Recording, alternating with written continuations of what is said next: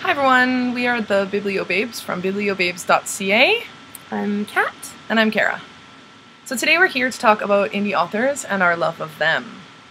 When we decided we were going to talk about indie authors, I wasn't sure that I had enough information on them to sound intelligent while I was talking.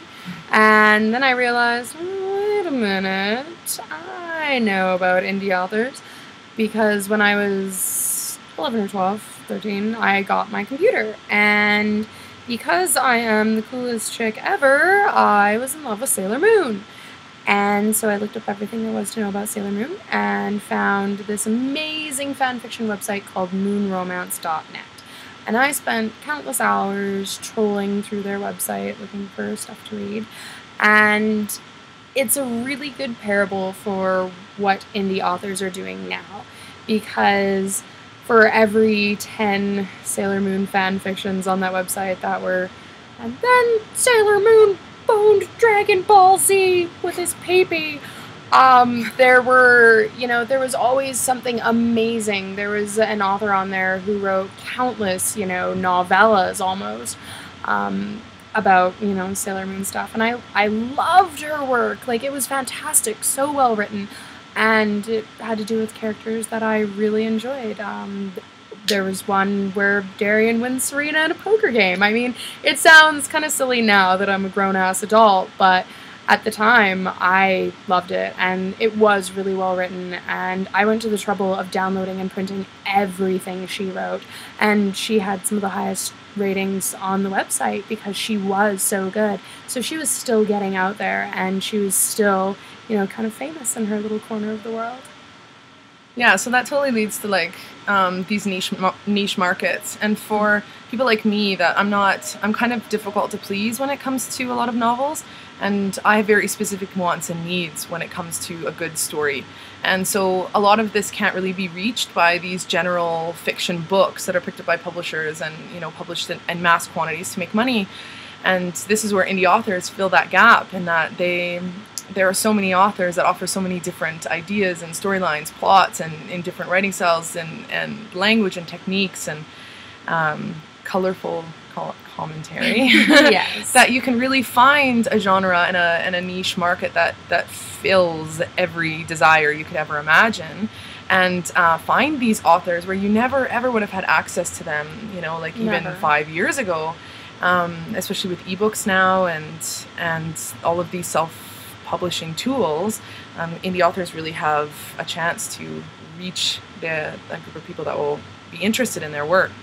So I think Martin has really demonstrated a good grasp of how to be an indie author, which is probably why he, lectures about it and speaks about it all the time. Yeah. Martin's, he's incredible. I mean, he's written Inside the Outside, Adam and Olivia, Jesus the Mexican Vampire Hunter, which might be Jesus the Mexican Vampire Hunter, but I prefer to think Jesus, because when I'm reading that at the train station and people are creeping over my shoulder, they can see it, and it makes me giggle. And he also wrote Footsteps, and he's currently working on a vampire novel right now, and actually Adam and Olivia and Jesus the Mexican Vampire Hunter are part of that. So he's writing like a man on fire right now, and he knows how to get his work out there. He started out by sending Inside the Outside to book bloggers and all the people he needed to send it to. And now he doesn't need us anymore. And now he doesn't need us anymore. He keeps in contact with us for nostalgia, I think. Yeah.